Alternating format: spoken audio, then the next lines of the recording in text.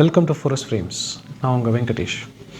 நம்ம இதுக்கு முன்னாடி எபிசோட்ஸில் மார்க்கெட் கேபிட்டலைசேஷன் பற்றியும், ஸ்டாக் மார்க்கெட்டில் யாரெல்லாம் கீ பிளேயர்ஸ் அப்படிங்கிறத பற்றியும், பி/இ ரேஷியோ, லாங் டேர்ம் இன்வெஸ்டர்ஸ்னால் யார், ட்ரேடர்ஸ்னால் யார் அப்படிங்கிறத பற்றிலாம் பார்த்தோம். இப்போது நம்ம இந்த எபிசோடில் டிவிடெண்ட் ஈல்டு அல்லது ஒரு பங்கை வாங்கினா நமக்கு என்ன டிவிடெண்ட் கிடைக்கும் அப்படிங்கிறத எப்படி கால்குலேட் பண்ணுறது அப்படிங்கிறத பற்றி பார்க்க போகிறோம். ஒரு பங்கை இஷ்யூ பண்ணும்போது அதுக்கு ஃபேஸ் வேல்யூ எஃப்வி அப்படின்னு சொல்லி ஒன்று போடுவாங்க. அதோடைய முக மதிப்பு. நம்ம பேசிக்காக ஒரு ஷேருடைய ப்ரைஸ் ஒரு ஷேருக்கும் ₹1 அல்லது ₹2 அல்லது ₹5 அல்லது ₹10. நம்ம இந்தியாவில் ஃபேஸ் வேல்யூ இந்த 4 தான் மெயினாக இருக்கும். வெரி ஃபியூ ஸ்டாக்ஸுக்கு 100 வரைக்கும் போகும் ஃபேஸ் வேல்யூ. இப்போது டிவிடெண்ட் ஈல்ட்னா என்ன அப்படிங்கிறத பார்க்க போகிறோம். அதுக்குரிய ஃபார்முலா என்ன அப்படிங்கிறத பார்க்க போகிறோம். இப்போது இந்த NMDC ஷேருக்கு 552% டிவிடெண்ட் ஈல்டு அப்படின்னு போடுறாங்க. அப்படின்னா என்னென்னா 552 டிவைடட் பை 100, அதாவது 5.52 into face value. Face value of NMDC today is 1. So 5.52 into 1. இதுதான் ஒரு ஷேர் வாங்கினா ₹5.52 டிவிடெண்டாக ஒரு வருஷத்துக்கு, லாஸ்ட்டு ஒரு வருஷத்துக்கு தந்திருக்காங்க அப்படின்னு அர்த்தம். அதாவது இன்றைக்கி அது ₹125 கொடுத்து வாங்குகிறோம். ₹125 கொடுத்து நம்ம ஒரு ஷேரை வாங்கினா ₹5.52 கிடைக்கும். அதாவது 4.41%. 5.52 டிவைடட் பை 125 இன்ட்டு 100 அப்படின்னு போட்டால் அதுதான் dividend yield. So 4.41% dividend yield. நம்ம ஃபிக்ஸட் டெபாசிட்டில் போட்டால் இன்றைக்கி என்ன கிடைக்குது அப்படிங்கிறத பார்த்துட்டு, டிவிடெண்ட் ஈல்டை பார்த்துட்டு, டிவிடெண்ட் இவ்வளோ வருது அப்படின்னா பாக்கி இருக்கிறது ஒரு 2-3% தான் வித்தியாசம். இன்றைக்கி தேதியில் ஃபிக்ஸட் டெபாசிட் 6.5% தராங்க அப்படின்னா கிட்டத்தட்ட 2.1% வந்து டிவிடெண்ட் ஈல்டு கம்மியாக இருக்குது. அப்போது இந்த பங்கினுடைய விலை 2.1% நம்ம வாங்குகிற விலைக்கு மேலே ஒரு வருஷத்தில் ஏறிட்டாலே டிவிடெண்டும் இந்த பங்கினுடைய விலை ஏற்றமும் ஃபிக்ஸட் டெபாசிட்டை சரி கட்டிடும். இப்போது ஃபிக்ஸட் டெபாசிட்டில் போட்டிருந்தால் நமக்கு 6.5% கிடைக்கும் அப்படின்னா நம்ம NMDC ஸ்டாக் வாங்கலாம் அப்படின்னாக்க, சப்போஸ் வாங்கினா 4.4% அல்லது 4.41% டிவிடெண்ட் மூலியமாக கிடச்சிருக்கு.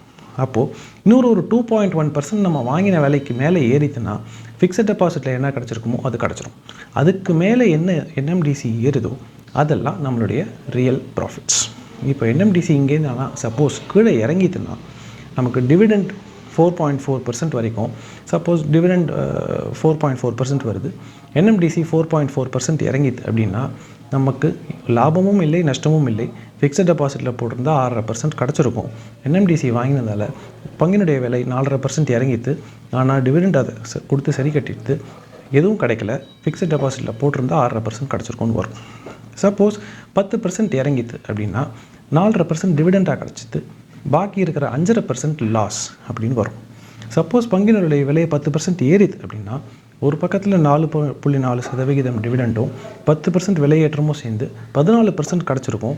ஃபிக்ஸட் டெபாசிட்டில் எப்படியா இருந்தாலும் கிடச்சிருக்கக்கூடிய 6.5%க்கு மேலே கிட்டத்தட்ட 7.5-8% நமக்கு நெட்டாக ப்ராஃபிட் கிடச்சிது அப்படின்னு வரும். ஸோ டிவிடெண்ட்டுக்காக ஒரு சில பேர் பங்குகளை வாங்கினாக்க அதனுடைய டிவிடெண்ட் ஈல்டை எப்படி கால்குலேட் பண்ணுறது அப்படிங்கிறத பார்த்தோம். இது வரைக்கும் நம்ம இன்வெஸ்டர் பெர்ஸ்பெக்டிவில் இந்த எபிசோடு வரைக்கும் நிறைய கவர் பண்ணியிருக்கோம்.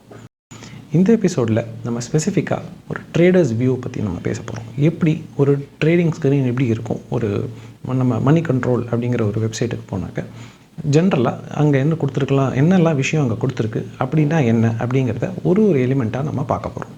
ஒரு ட்ரேடராக நம்ம மெயினாக அதில் இருக்கிற ஒரு காம்பனண்ட், ஒரு ஃபீல்டை பற்றியும் நம்ம கண்டிப்பாக தெரிஞ்சிருக்கணும். இப்போ நீங்கள் பார்க்குறீங்க, இதில் BSE NSEன்னு 2 செக்ஷன்ஸ் இருக்குது. BSEங்கிறது ஒரு சந்தை. அதாவது நம்ம காய்கறி வாங்க போனால் 2 விதமான சந்தையில் வாங்கலாம். ரெண்டு சந்தையிலையுமே கிட்டத்தட்ட ஒரே ப்ரைஸ் தான் எப்பயுமே இருக்கும். ஃபியூ பாயிண்ட்ஸ் லைக் ₹100 பதிலாக ₹100 10 பைசா, ₹100 50 பைசா அப்படிங்கிற லெவலில் வேணால் ஒரு விஷயத்துக்கு ஒரு சின்ன டிஃப்ரென்ஸ் வேணால் இருக்கலாமே ஒழிஞ்சு, BSEங்கிறது ஒரு சந்தை, NSEங்கிறது ஒரு சந்தை. இந்த 2 சந்தையிலையும் கிட்டத்தட்ட விலை சேமாக தான் இருக்கும். நீங்கள் எதில் வேணாலும் வாங்கலாம். அல்லது நீங்கள் எதில் வாங்குறீங்களோ அதில் தான் விற்கணும்னு அவசியம் இல்லை. இந்த சந்தையில் நீங்கள் ஒரு பங்கை வாங்கலாம், இன்னொரு சந்தையில் அந்த பங்கை விற்கலாம். ஆனால் ஒரே கண்டிஷன், அதை ஒரே நாளில் பண்ண முடியாது. நீங்கள் என்எஸ்சியில் ஒரு பங்கு இன்றைக்கி வாங்கிட்டீங்கன்னா என்எஸ்சியிலேயே தான் அன்றைக்கே விற்கிற பட்சத்தில் விற்க முடியும். நீங்கள் 2 நாள் கழிச்சோ 1 வாரம் கழிச்சோ விற்கணும்னு நினச்சிங்கன்னா அப்போது நீங்கள் என்எஸ்சிலையும் விற்கலாம், பிஎஸ்சிலையும் விற்கலாம். சேம் வே பிஎஸ்சியில் வாங்கினதை பிஎஸ்சிலேயே அன்றைக்கே விற்க முடியும். 2 நாள் கழிச்சு விற்கிற பட்சத்தில் பிஎஸ்சிலையும் விற்கலாம், என்எஸ்சிலையும் விற்கலாம். ஸோ இதுதான் 2 விதமான பங்குச்சந்தை. நம்ம லெஃப்ட் ஹேண்ட் சைடில் பிஎஸ்சி லைவ் அப்படின்னு பார்ப்போம், ரைட் ஹேண்ட் சைடில் என்எஸ்சி லைவ் அப்படின்னு பார்ப்போம். இப்போ நம்மளுடைய எக்ஸாம்பிளில் என்எம்டிசி அப்படிங்கிற பங்கை எடுத்துக்கிறோம். அந்த பங்கை வச்சு தான் நம்ம டிவிடெண்ட் ஈல்டும் மற்ற விஷயங்களும் பேசியிருக்கோங்கிறதால அதையே நம்ம கண்டினியூ பண்ணலாம். இப்போ இதோடைய விலை 126.25 அப்படின்னு பார்க்குறோம். இந்த பங்குக்கு 126.25 அப்படிங்கிற விலையில் வாங்கிறதுக்கு மக்கள் இருக்காங்க, அப்படிங்கிற விலையில் விற்கிறதுக்கும் மக்கள் இருக்காங்க.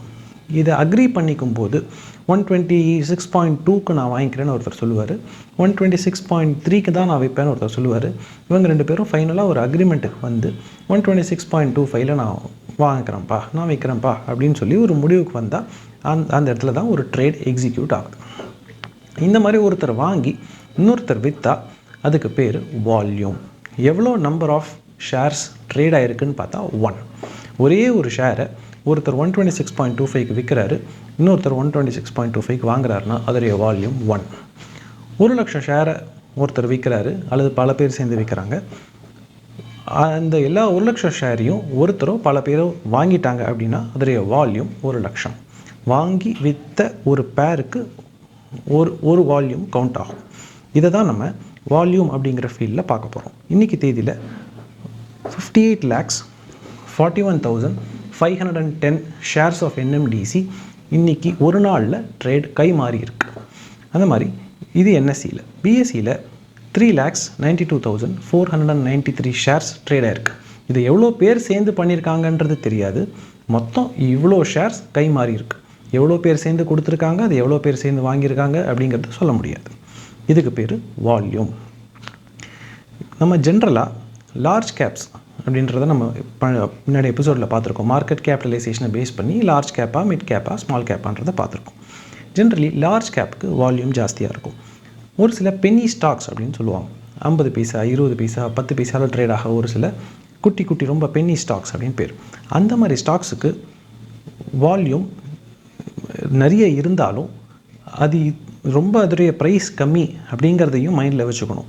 அத்தனோண்டு பைசாவுக்கு வால்யூம் நிறைய இருந்தால் அது நார்மல். ஒரு 1000 ரூபா ஷேர் அல்லது ஒரு 100 ரூபா ஷேர் அல்லது ஒரு 10,000 ரூபா ஷேருக்கு, 5,000 ரூபா ஷேருக்கெல்லாம் வால்யூம் ஜென்ரலாக கம்மியாக தான் இருக்கும். ஏன்னா 10,000 ரூபா 5,000 ரூபா கொடுத்து ஒருத்தர் ஷேரை வாங்கணும்னு ஒருத்தர் விற்கணுன்னாக்க நம்பர் ஆஃப் ஷேர்ஸ் கை மாறுறது கம்மியாக தான் இருக்கும். வால்யூம் ஜாஸ்தியாக கம்மியாங்கிறத பார்க்கும்போது அதோடைய ப்ரைஸையும் கவனத்தில் நம்ம கொள்ளணும். Next previous close. நம்ம எல்லாத்தையும் என்எஸ்சியை வச்சு நான் எக்ஸ்பிளைன் பண்ண போகிறேன். ரைட் ஹேண்ட் சைடில் ப்ரீவியஸ் க்ளோஸ் அப்படின்னு ஒன்று இருக்குது. தினம் வர்த்தகம் கார்த்தால 9:15 தொடங்கும், 3:30 முடியும். அதுக்கு முன்னாடி நீங்கள் போடுற ஆர்டர்ஸ் 9 to 9:15 போடுற ஆர்டர்ஸ்லாம் ப்ரீ மார்க்கெட் ஆர்டர்ஸ்னு பேர். 9:15க்கு மேலே ஆன்லைன் மார்க்கெட் ஆர்டர்ஸ் நம்ம போடுவோம், அதாவது பையோ செல்லோ. இப்போது 9:15 to 10:30க்குள்ளே நேத்தி டிசம்பர் 26, 2019க்கு ட்ரேட் ஆகி 3:30க்கு கரெக்டாக ஃபைனலாக ட்ரேடான ஒரு ப்ரைஸ் என்னென்னா 124.75. இதுதான் ப்ரீவியஸ் க்ளோஸ். இன்றைக்கி கார்த்தால் ஒரு பெரிய அனௌன்ஸ்மெண்ட் எதுவும் இல்லை. நெகட்டிவாகவோ பாசிட்டிவாகவோ, என்எம்டிசிக்கு நெகட்டிவாகவோ பாசிட்டிவாகவோ ஒரு பெரிய அனௌன்ஸ்மெண்ட் எதுவும் இல்லாததுனால கிட்டத்தட்ட அதே ப்ரைஸில் ஓப்பன் ப்ரைஸ் இன்றைக்கி கார்த்தால் டிசம்பர் 27, 2019 அன்றைக்கி ஓப்பன் ஆனது 124.9.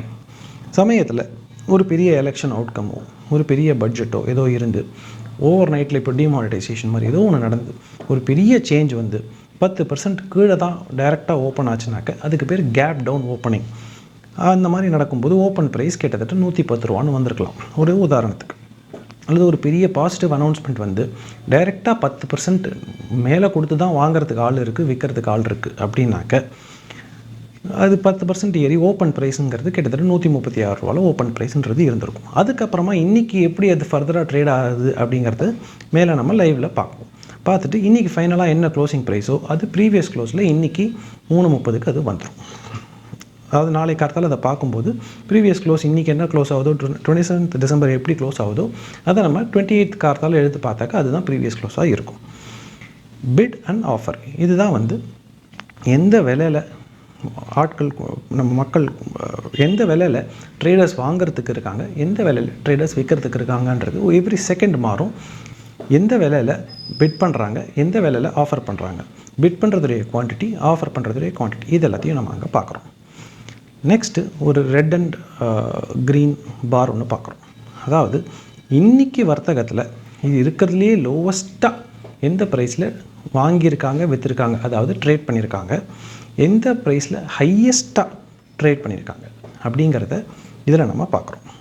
இதில் 124.2 is the lowest price, 127.05 is the highest price. இது வந்து டுடேஸ் எல் பார் ஹெச்னு போட்டிருப்பாங்க, டுடேஸ் லோ ஆர் ஹை. அதுக்கு கீழே 52 week low or high, last 52 வாரத்தில், ஒரு வருஷத்துன்னு சொல்கிறதுக்கு பதிலாக 52 வாரம்னு ப்ரிசைஸாக சொல்கிறாங்க.